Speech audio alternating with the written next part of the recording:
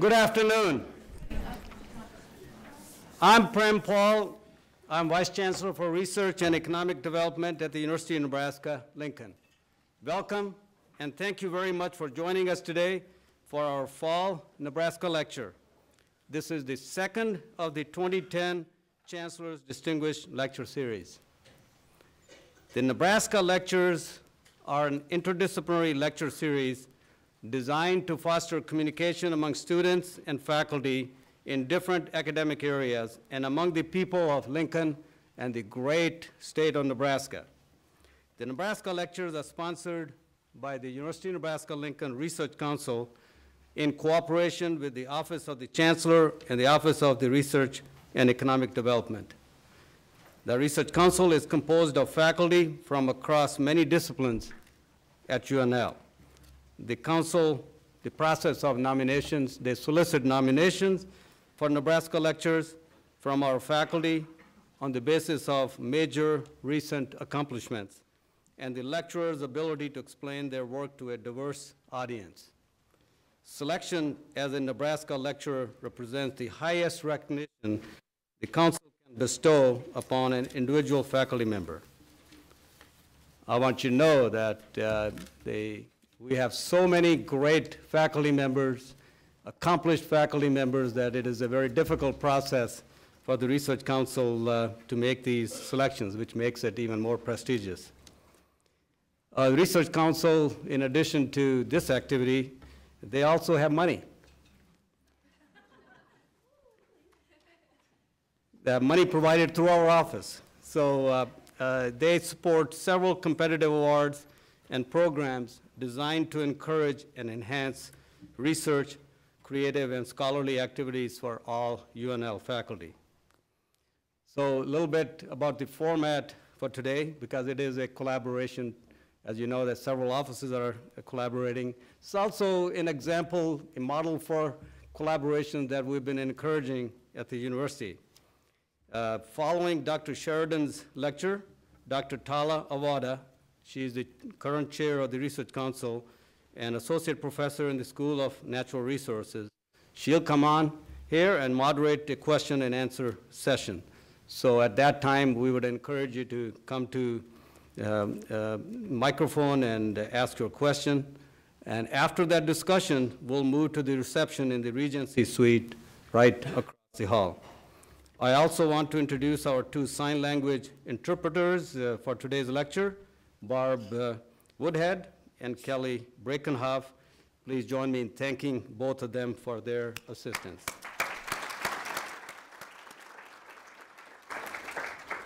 It is now my pleasure to introduce a person who does not need introduction, who is highly sought after for presentations, lectures, and introductions, is our own great Chancellor of the University of Nebraska-Lincoln. So please join me in welcoming Harvey Perlman.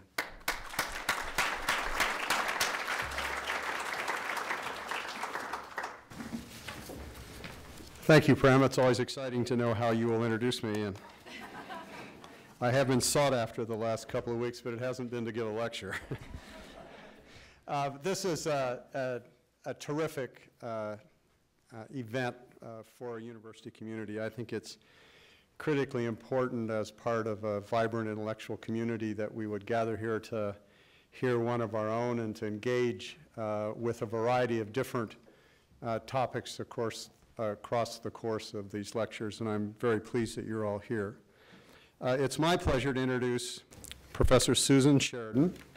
Dr. Sheridan is George Holmes University Professor of Educational Psychology and directs the Nebraska Center for Research on Children, Youth, Families, and Schools. She also directs UNL's National Center for Research on Rural Education, the only center of its kind in the U.S. Since joining UNL in 1998, Dr. Sheridan has added to her tremendous record of success in research and leadership in ways to improve student learning. She believes that a critical factor to a student's success is for each child to have a quality early childhood experience. It is in early childhood where children acquire the developmental skills that influence school readiness and success. Dr. Sheridan and her colleagues are working to add to the body of knowledge about the benefits of enhancing learning opportunities for all young children, especially those from disadvantaged backgrounds. She will also describe how the Nebraska Center for Research on Children, Youth, Families, and Schools works to better children's school readiness. She holds a bachelor's and master's degrees from Western Illinois University and a doctorate from the University of Wisconsin-Madison. She joined UNL from the University of Utah. She has titled today's lecture, Ready for School, Ready for Life, Creating a Future for All Children. Please join me in welcoming Dr. Susan Sheridan.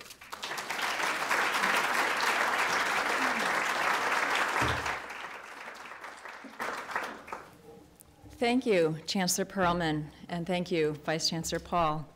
I'm very pleased to be here talking about something today that I'm really very passionate about. I see many friends and colleagues here in the audience, people who I work with at the university, and also in local schools and agencies, partners from our research center and from the field, all representing the tremendous strength of the university and our great state. I will say at the outset that none of the work that I do would ever be possible without these numerous partnerships that are created by several people who work very hard to make life better for so many.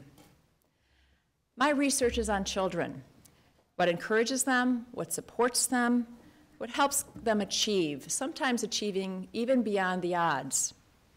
For most, childhood is a magical, exciting, wonderful time. Think about your own childhood for a moment, when you had the whole world ahead of you and you could be anything you wanted to be. What did you want to be when you grew up? Let's hear from a few children. When I grow up, I want to be an artist. Dorothy from The Wizard of Oz. Maybe Bill Gates, because he's got a lot of money. A train driver, because I like trains. I like to be a race car driver. A movie actor. I want to be a zookeeper. A race car driver. Fireman. Because when I might get a trophy. Astronaut. A doctor. Because I'm so special. I don't know.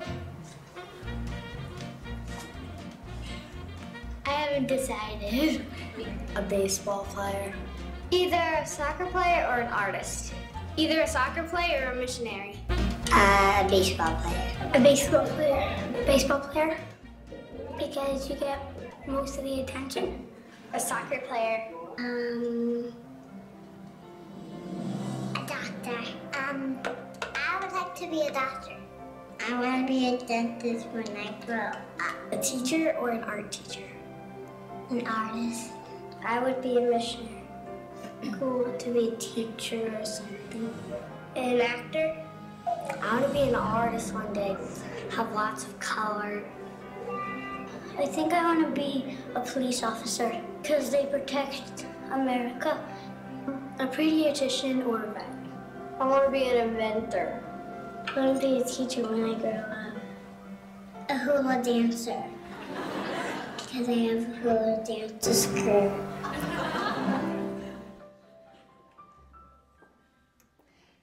This is why I love children. This is why I love working with children, studying children, and learning from children.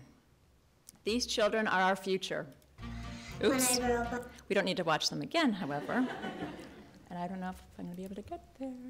I want to be an artist.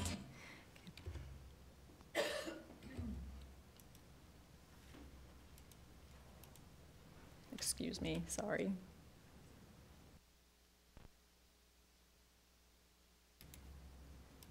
Okay.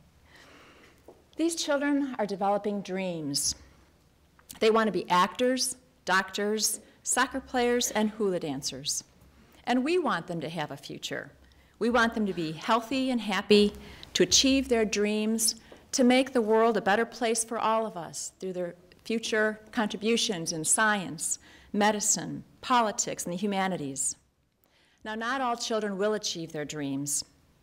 And this is not because they don't have the same potential. In fact, most do. They don't achieve their dreams in part because they start off on unequal footing. They're afforded different and sometimes insufficient experiences relative to their peers. By the time they start school, they've not formed the types of connections and relationships that allow them to explore freely their new world of learning opportunities. Indeed, by the time some children get to school, they're already well behind. How is it that children at this very young and innocent age get behind, and do they catch up? Children enter school on unequal footing for a number of reasons. Poverty is among the largest culprits. For some, barriers communicating with the majority culture, inadequate housing, and lack of availability to health care make it very difficult for these children to access services. Some of these children are born into families plagued with mental illness, substance abuse, diminished education, altercations with the legal system, and unsteady or lack of employment. For other children, inconsistent or ineffective parenting are daily realities. And these risk factors generally coexist, and their effects multiply. If a family is able to identify some level of social supports, they're generally able to overcome maybe one or maybe two of these challenges. But as these and other risk factors stack up or accumulate, the effects become overwhelming. We now know that effective, consistent intervention early on for children and their families can help equalize the playing field. We have a particularly sensitive window of opportunity to make lasting positive differences in children's lives if we intervene early, say before the age of 6 or 8.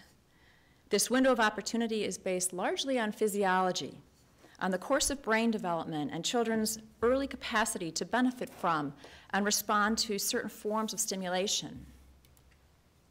The brain is an amazing organ. It's actually the only unfinished organ at birth. In fact, it is only about 25% finished at birth. It continues to evolve and develop throughout our lives, but most especially between birth and the age of 8. Newborn infants are in fact primed to learn.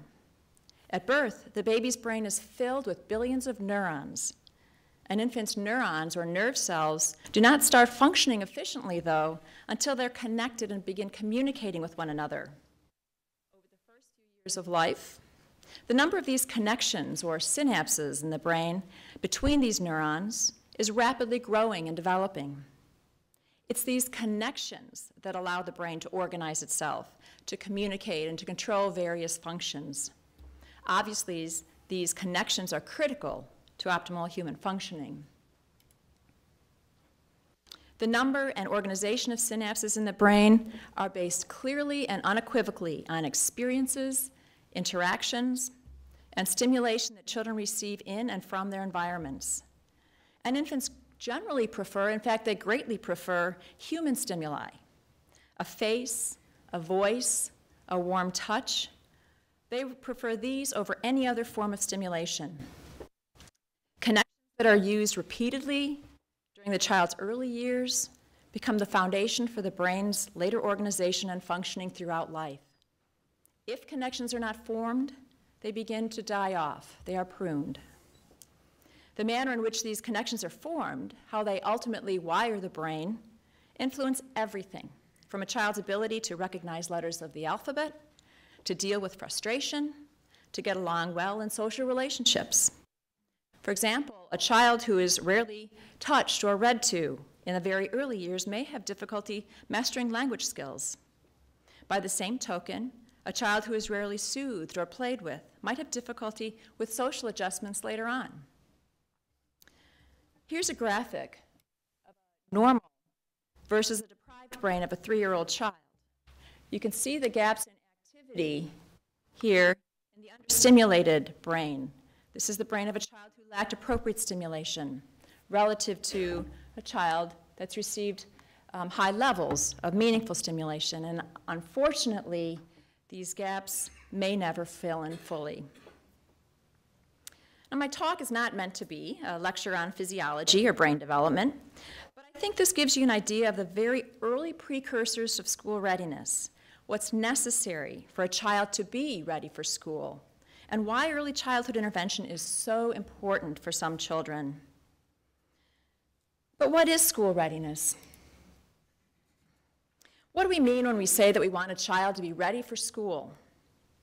Well, in a traditional sense, school readiness concerns children's skills, behaviors, abilities to learn, and to take advantage of the numerous academic and curricular opportunities that are provided in formal school settings, to move fluidly through the early years of formal education. But all that we now know about brain development and the importance of early experiences that start during infancy at home, our definition of school readiness extends to consider child and family readiness to participate meaningfully in learning opportunities. Child readiness for school is comprised of both the relationships to help children feel secure and connected to their world, and also specific skills that help them become successful once they enter school. Ironically, these are the same skills that are important throughout life. There's me skills. Me skills concern a child's ability to manage oneself and one's emotions, to learn about oneself, to regulate one's own behaviors through things like managing their own emotions, sitting quietly, maintaining self-control.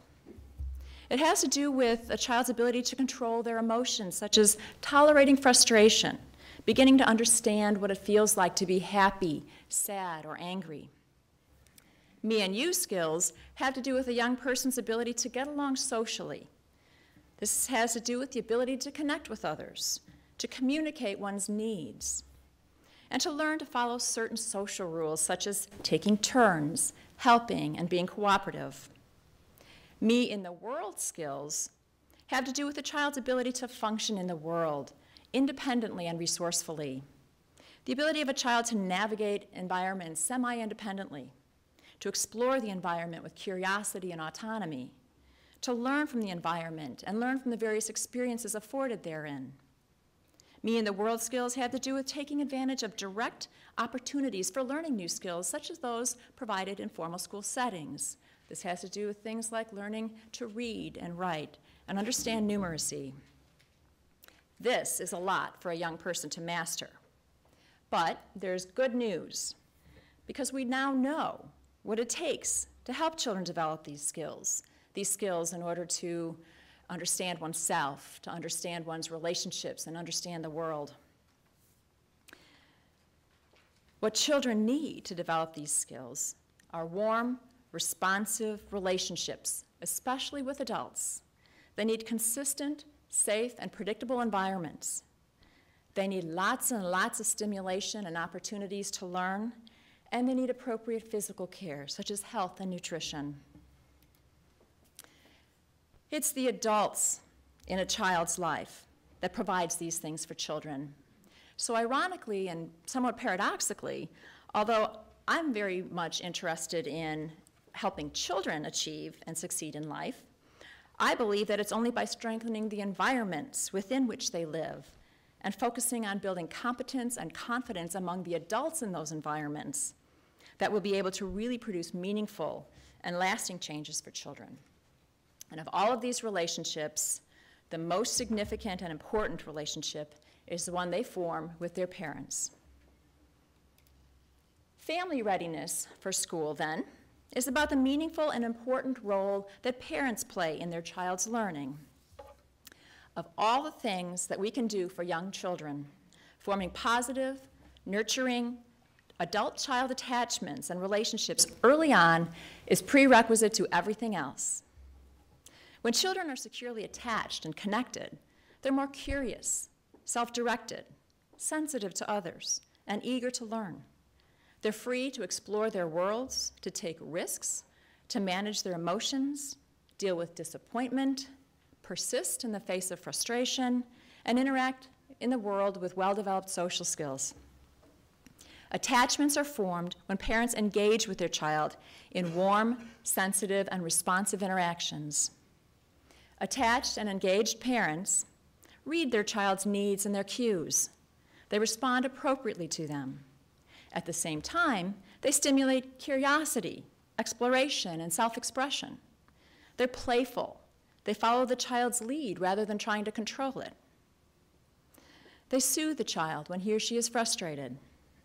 They sometimes challenge the child ever so slightly so as to encourage them and extend their learning and knowledge, but only within a zone that's comfortable and appropriate. Engaged parents know their child, and their child trusts that they will be there for them. When new tasks or skills are presented, engaged parents are careful to bring out the best in their child. They ask questions. They use lots of rich and different words. They link ideas together for the child. They connect new information and knowledge to the world around them. In fact, they are their child's first teacher. The best way to understand the power of parent engagement is to observe it.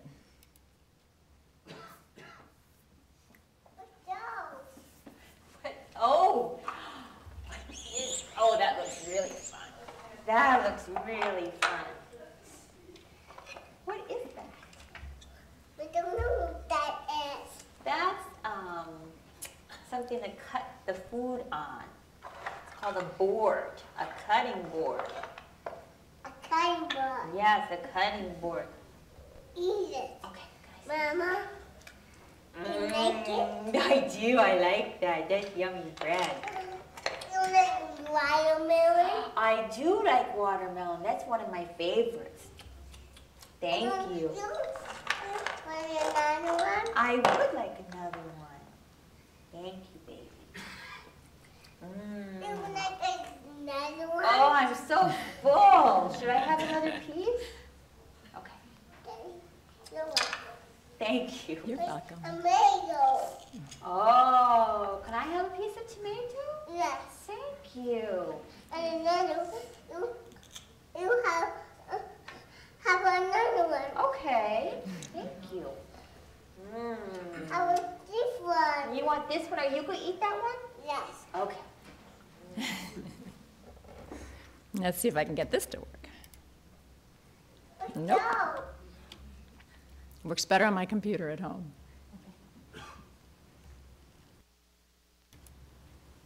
Okay. Well, there are also other relationships beyond the parent-child relationship that matter deeply in a child's life. When a child enters the world of formal schooling, he or she divides time between two environments, home and school. Separately and together, these settings affect their functioning, so interconnected relationships that extend across environments in a child's life also become important. In addition to the parent-child relationship, then, our focus in research has been on the home-school relationship. The degree to which home and school systems are in sync with one another matter deeply. We believe, and it's supported in our research, that the most effective efforts at supporting young children's development are those that occur when adults across environments form partnerships and work together and share responsibility in focused and intentional ways. Continuity and consistency in educational values and supports make it easy for children to navigate smoothly, almost without effort, across home and school. When families and schools are not in sync, when they're not congruent, it takes additional stress and effort for a child to move back and forth. So our interventions have been designed specifically to structure regular opportunities for parents and their child's teachers to communicate and work together to enhance children's healthy upbringing. All of our intervention research has one common denominator: parents as active players and collaborative partners in their education of their children. We establish roles for parents as partners with their child's teachers because parents and teachers clearly each have unique perspectives that are equally important in helping a child grow and develop. They each have unique expertise that collectively contributes to the potential of increasing the dose of opportunities for children. A partnership between parents and teachers creates a type of support net for children. Over time, and with frequent collaborations, communication, and relationship building, the threads of these support nets become stronger, more resilient, and stable. Early childhood is particularly important as it sets the stage for ongoing parental engagement and partnerships that continue and evolve throughout a child's educational career. I'm going to review one study in depth that illustrates our earliest intervention work focusing on family engagement to produce school readiness. This study focused on children and families from birth to age 5. There are many other studies going on in the Nebraska Center for Research on Children, Youth, Families, and Schools that focus on additional time periods, such as early school years, where we're also focusing on partnerships between parents and teachers. Suffice it to say that our results are quite consistent and quite promising. I'll be focusing, however, on a study that we call Parent Engagement and Child Learning, Birth to 5, the Getting Ready Project. This study was funded by the Interagency School Readiness Consortium, which was a consortium of several federal agencies, including the National Institutes of Health, the Department of Education, the Administration for Children and Families. These agencies came together, these federal agencies came together and collaborated to promote research focusing on helping identify effective methods for identifying school readiness interventions for children growing up in poverty or otherwise disadvantaged conditions. Now, we were one of 8 major research universities who received this funding. However, among all the prestigious research teams and research institutions that were involved in this consortium, we were the only one focusing on parents and the importance of parental roles around school readiness and early learning. Again, given all we now know about early development, I found that quite interesting and actually a little alarming. I do have to recognize my partners in crime on this particular study. As I said, everything that we do is truly in partnership with one another. The co-investigator with me on this grant was Dr. Carolyn Pope-Edwards from the Departments of Psychology and Child, Youth, and Family Studies. Another co-investigator and project manager is Dr. Lisa Kanoki, Research Assistant Professor in CYFS. Dr. Chris Marvin is a faculty member in the Department of Special Education and Communication Disorders, who helped tremendously in the conceptualization of this intervention program, as well as helping us understand how to work with children with special needs. And of course, I'd be very remiss if I didn't mention our methodologists and statisticians, who we could do nothing without, truly instrumental in allowing us to do the kind of research that we do. Dr. Jim Bovaird and Kevin Kupsik were very, very influential and involved in this research. Now, the Getting Ready study is based on convincing research that tells us the importance of parent engagement from a very early period. And in particular, the aspects of parent engagement, including warmth and sensitivity that a parent demonstrates toward their young child, support for the child's emerging autonomy and curiosity, and parental roles around participation, learning, and early literacy. These are the 3 aspects that we use to define our definition of parent engagement.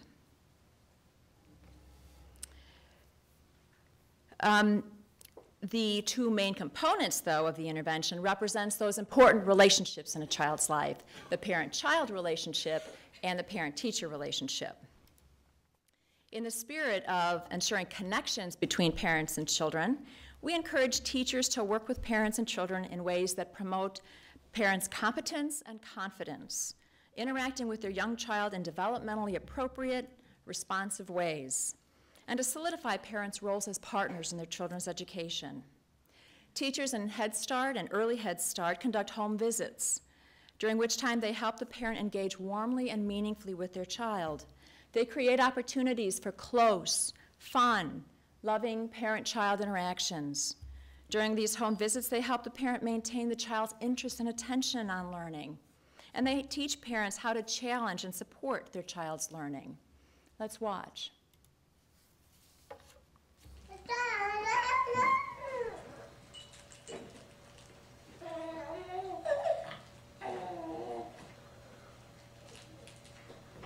Can you get it?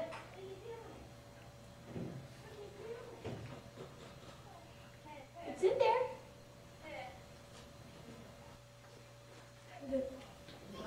That's Good very job. good, Katrina.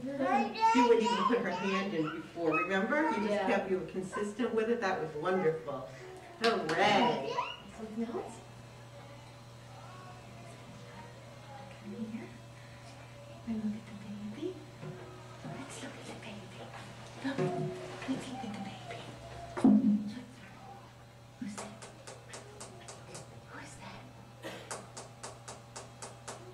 Is that the baby? Is that the baby?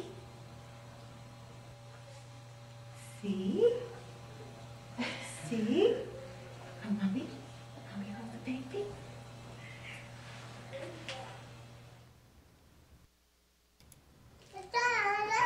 It's just not going to work for me today.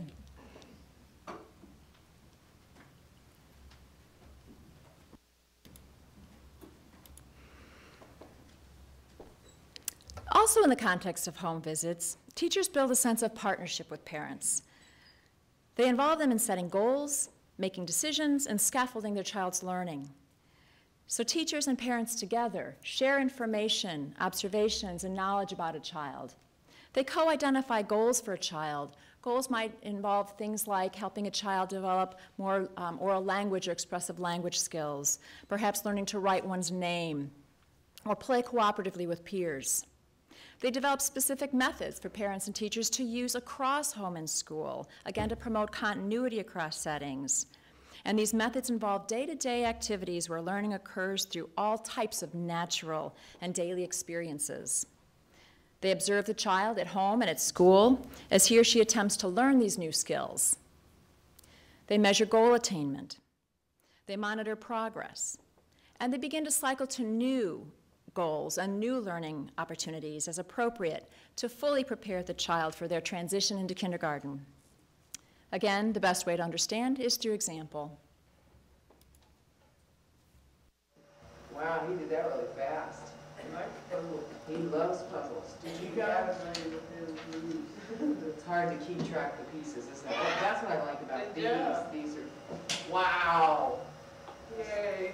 But, I mean, he did really well. Telling he knows the shape names and he knows the colors. Just a second. Just a second. And so, and just playing a simple game like that and then reinforced again. I mean, he'd already taken the puzzle, put it back before you even got back. That's how quick he was. And you can, yeah, actually he did help me make this because I didn't know. You did? He told me what What's it say, Malachi? It says some things you really liked. Look, Spider-Man, and Hulk, and string cheese, and fruit roll-ups, and playing outside, and playing on the computer, and playing in the sand, and doing art with Tamara. Wow, Those that's are your a lot of favorite things, huh? things. Do you have any particular goals for the summer? If we learn how to write his name. Okay. It's kind of, You know, he's starting to. I don't know him a lot. And how about for you as a family together? And I'm going to be sending a packet too that I got that has all kinds of summer activities for preschoolers. My goal actually is to go to the library. Good, good. They have great. so many things going on at the library. They do, and I have a whole listing of that and what's going on in different libraries. Yeah, So I'm going to send that. Okay. Wow, he did.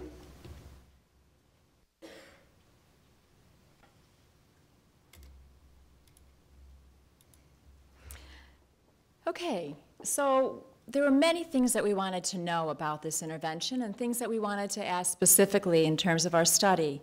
The most important, obviously, were first, is this intervention effective? Is it effective for promoting parents' interactions with children in ways that are warm and responsive, that encourage autonomy and that enhance participation in the parents' role in their child's learning? Secondly, and of course most importantly probably, what are the effects of this intervention on children's social emotional, language and literacy, and cognitive skill development, these important skills around school readiness? 556 Nebraska children and families living in poverty participated in our study. We worked with 3 primary community partners in this project. These are agencies who support young children's development in many ways. The first 2, the Head Start Child and Family Development and the Blue Valley Community Action Partnership Program, are agencies located in Hastings and Grand Island for the former, and Beatrice and Crete for the latter. And in these agencies, we work primarily with the early Head Start population. So these agencies were the ones that provided us with the 0 to 3 sample that was so important for the earliest stages of intervention. We worked with 16 early Head Start home visitors in Grand Island and Hastings, and we worked with 4 early Head Start home visitors in the Beatrice and Crete area. We also worked in Lincoln Public Schools, had a large involvement with Lincoln Public Schools' Excite program, which is comprised of the federal programs in the public schools. We worked with 4 high schools where there were student-parent programs. These are programs where they provided opportunities for young parents, high school students who were also parents, to come to school, work toward achieving their graduate, their high school diplomas, and at the same time could bring their children into a daycare center, allowing them the opportunity to interact with their child during off periods. We worked with the daycare providers and parents within that context in the high schools. For our 3 to 5-year-old sample, we worked primarily with the Head Start agency within Lincoln Public Schools and the 23 classrooms that provided services to children living in poverty and were served through Head Start.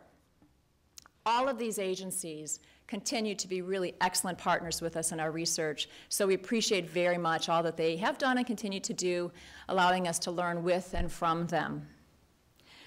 This sample, let me just talk a little bit about who it is that we're working with, is comprised primarily of half girls and half boys. Again, these were our sample of children from birth to the age of 5. About 60% of our sample were non-white children. And among families, we, an interesting and important note, I think, about our family sample is the education level of our parents. Less than, just barely less than 50% of our parents in this sample had a high school diploma or an equivalent. And in fact, the same statistic, about 46% of these parents were unemployed. Virtually all of them received some form of public assistance, and in fact, that is one of the primary criteria for being involved in Head Start and early Head Start, that is being of poverty status. We worked with teachers and families for at least 2 years. In fact, for our early Head Start 0 to 3 samples, some of those were involved for up to 3 years. But we worked with them within the context of the programs that they were already receiving. So we didn't ask come to special locations or to try to get themselves into another kinds of service or agency. We did not want to add on to the level of work that they were already doing. We also didn't want to add on to the workload of our teachers. So we provided opportunities for teachers to learn new strategies for interacting with families to promote and elevate them as partners in education rather than doing new, different, or add-on services to their already stressed workload. To answer the question of, does this intervention work, we randomly assigned our participants, this would be our teacher participants, into one of 2 groups, into either the experimental or intervention group, our getting ready intervention group, or a control group, a comparison group, what we called business as usual. And we measured parent and child outcomes on a variety of measures, including cognitive, language, early literacy, and social emotional measures. We used multiple methods. We collected information from multiple sources across settings. Some of the measures were questionnaires completed by parents and teachers around the things that they observed their child doing and learning. Some were direct observations of parents interacting with their child in semi-structured play situations, or situations where the parent was reading with their child, or engaging in the kind of learning opportunities and experiences as you saw in the video. Some of our measures were direct assessments of children's skills, such as language development or school readiness indicators. I'm going to show you only some of our findings. These are all significant findings, meaning that there are statistically significant and reliable differences between groups on the outcomes that I'll be sharing. First, for our youngest participants, these are our 0 to 3-year-old children. Let's talk about what we found with parents. The first set of outcomes that I'll describe are based on direct observations of parents interacting with their children. We coded behaviors that were indicative of parent engagement. Remember, warmth and sensitivity, support for autonomy, and participation in learning. We coded those using these semi-structured interactions that were captured on video. Our metric of success here is the difference between the treatment group, which you'll see on all the graphs as the red line, and the control group, or the comparison group, which you'll see routinely as the blue line. Our metric of interest, then, is the difference in groups, across the two groups, in the pattern of change over time. So we were investigating really the rate of change or the pattern of change in the treatment group participants relative to those for the control group. Again, over the course of at least 2 years. What we want to see is parent engagement starting early and continuing in a positive direction. Parents in the Getting Ready treatment group interacted with their children using, first, a greater degree of warmth and sensitivity than their counterparts in the comparison group. They demonstrated high-quality, positive, sensitive interactions with their children. You'll see again the red line stays at least stable, where the blue line for our control participants went down over time. This is a significant difference in the pattern of change from the first assessment point to the latter assessment point. In the area of encouraging a child's autonomy, compared to parents in the control condition, parents who were involved in Getting Ready demonstrated more skills to support their children's autonomy. So parents were sensitive to the kinds of goals that they set for their children, and they used quality approaches to control their children's activities. Again, you'll see a slight increase, or an increase in our treatment group participants, but actually a decline for our control group participants, and parents' support for the child's curiosity and autonomy. In the area of support for learning, a similar pattern unfolds, where we see parents in our treatment group increasing in their support for the child's learning from the first assessment point to the last, and a different kind of pattern altogether for our control group participants. I think what's also important to note here is what we do see in the control group. So we're seeing some nice steady increases in our treatment group participants, but for our control group participants, we're seeing a decline over time. Recall that these are infants and toddlers. The first assessment point was taken at about the point at which the child was roughly close to 9 or 10 months of age. So as in their infancy, we're seeing pretty comparable levels of things like support for learning and guidance, appropriate guidance. However, by the time the child is about 3 years old, our final data point, our final assessment point, we see a stark decline in our control group participants. Recall that these are very stressed parents. They're living in poverty and have many other needs that they're faced with. And they may, in fact, be forming stressed relationships with their young children from infancy to the age of 3, at which time the child transitions to preschool. Again, this is not the pattern, obviously, that we want to see.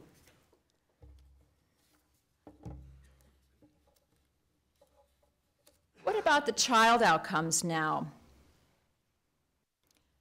It's important to note here as we look at these slides that children are receiving some form of support already from early child care providers in the area of early Head Start or Head Start. So what we are seeing then in these graphs is the added value of parent engagement above and beyond what they're receiving in Head Start and early Head Start. I'll go through these child outcomes rather quickly because there are a lot of them, but I'll just try to give you a sense of the scope of effects that we found with children in our sample. For our infants and toddlers now, our 0 to 3-year-olds, we're seeing significant differences in the rate of change between participants in our treatment group relative to the control group in the area of children's social competence. The measure that we use to assess social competence is comprised of a number of subtests, assessing things like imitation, empathy, pro-social peer relationships. Those are the kinds of things that we know parent engagement, warmth, and sensitivity are predictive of. In addition, it measures things like attention and mastery motivation. Again, this might be associated with our focused increase on autonomy. A second area of effects that we're seeing some nice patterns with has to do with children's social relatedness. Children in the Getting Ready group are demonstrating more changes in social relatedness, including things like interest in others and affection towards others, than counterparts in the control group. Again, you'll see a very different kind of pattern of effects when parents are engaged meaningfully through the intervention. What about our preschoolers? Well, on measures of social and emotional competencies that were completed by teachers, we see that relative to children in the comparison group, preschool children in the Getting Ready study are demonstrating improved levels of attachment behavior over time. This is attachment with adults, including teachers. Obviously, this is a significant focus of our intervention, and children seem to be responding with increased attachment during the preschool years. One thing I will point out in these preschool graphs is the timing of assessment. The 3-year-olds, as they're assessed here, are just entering preschool. So these are participants who are coming in the fall of the preschool year into Head Start, and we're assessing them at the fall and then in the spring of preschool. The intervention's 2 years, so we assess them again in the fall of their second year of Head Start and in the spring of their second year of Head Start. You'll see, now Head Start does not hold classes over the summer months. So the difference in the assessment points between the second and third time period represents the summer months, when there's no formal preschool program in place. For participants in our control group, we see a decline, and you'll see this consistently in a few of our graphs anyway. But for participants in our treatment group, we see some consistent acceleration in the skills demonstrated by children. We seem to think that there's probably something meaningful going on in the home of these children to allow for that kind of pattern to continue. Again, a very promising finding.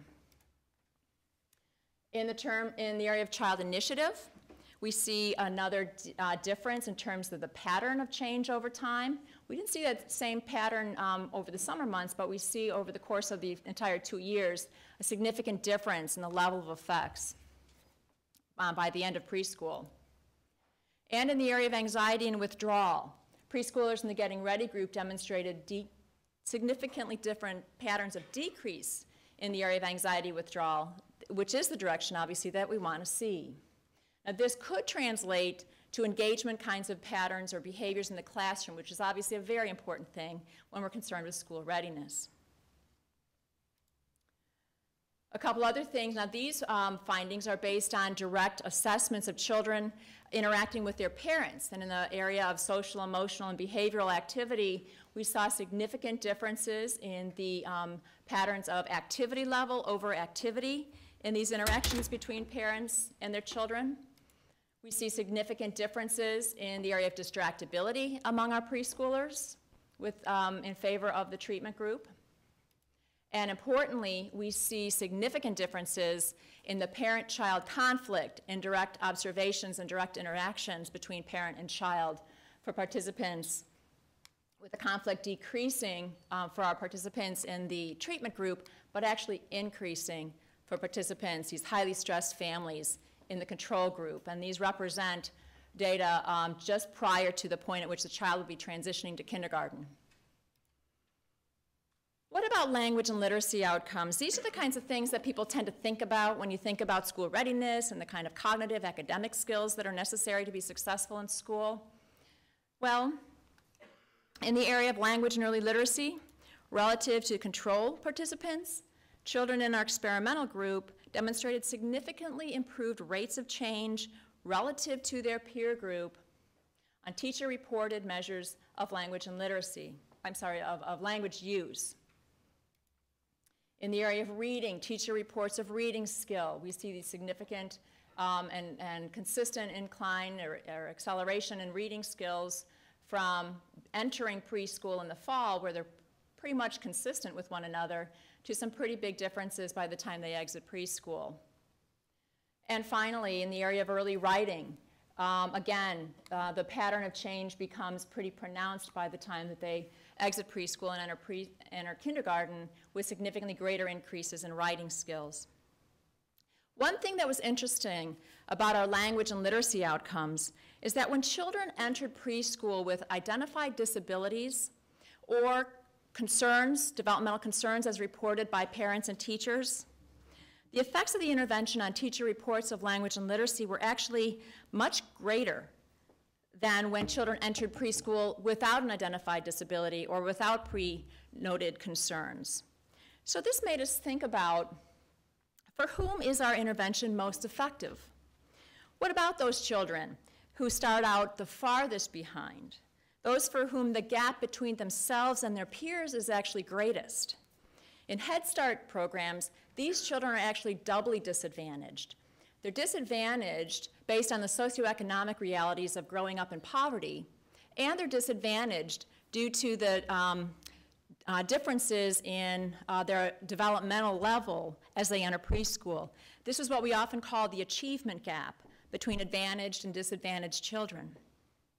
We know that it's very hard for these children to catch up once they get into school, so we started to wonder if the Getting Ready intervention might actually help them close the gap for these children that are at greatest risk as they enter the formal school. We conducted an exploratory investigation of a small subset of our children entering Head Start with significant delays. These are delays that were a standard deviation and a half below the mean, below their peers, on measures of cognitive, language, and social emotional measures. Now, what that translates to is about the 7th percentile, meaning that for these children, 93% of other 3-year-old children entering preschool will outperform them. They will be more advanced than this child who's entering at the 7th percentile on these same measures. They're very low coming into Head Start. Now, our study was not designed to test the effects of the intervention on these lowest achieving children necessarily. So our sample size is actually quite small relative to the rest of the study, but we are finding some interesting things that I think are worthy of note and further investigation. Our findings, although they're preliminary, are suggesting that the Getting Ready intervention is especially effective for reducing the achievement gap in the most vulnerable preschool children.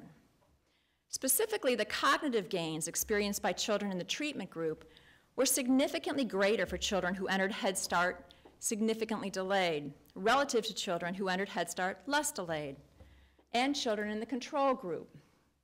The graph that I'll show you in the next couple of graphs depict children who all enter preschool at the 7th percentile. They're all very low relative to their peers. This blue bar represents the lower end of the average range. So these are children that are all quite low coming into preschool.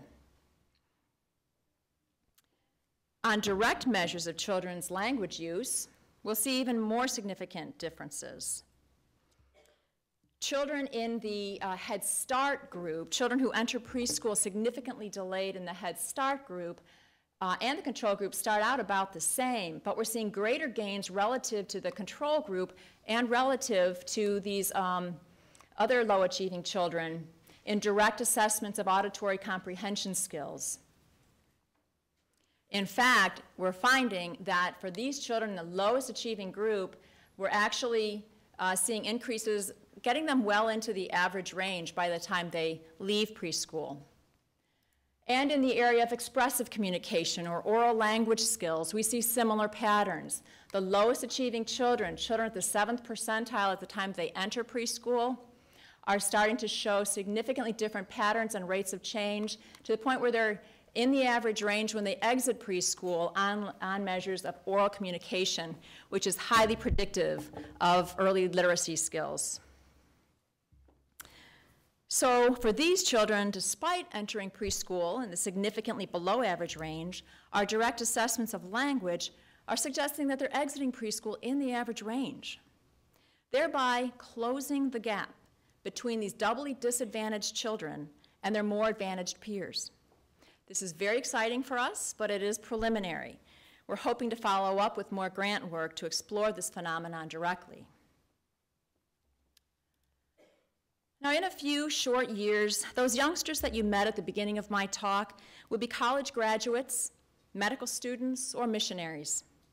As a society who will be dependent on them tomorrow, we have an obligation to help them achieve their dreams and ambitions today. The window of opportunity to maximize the potential for all children including those most vulnerable to hardships encountered due to poverty or adversity or lack of access, is real. Seizing the opportunity during this sensitive period of early childhood is critical. In real estate, you might hear people talk about location, location, location. Well, in early childhood, I talk about relationships, relationships, relationships. Relationships between children and caring adults who provide stability and security. Relationships between children and environments that are stimulating and safe. Relationships between parents and teachers that broaden and multiply opportunities and magnify positive effects for children. When these ingredients are all in place, we're finding that we can, in fact, begin to close the gap for disadvantaged children so that they can be the doctors, dentists, artists, and hula dancers they want to be. And that's good for all of us. Thank you.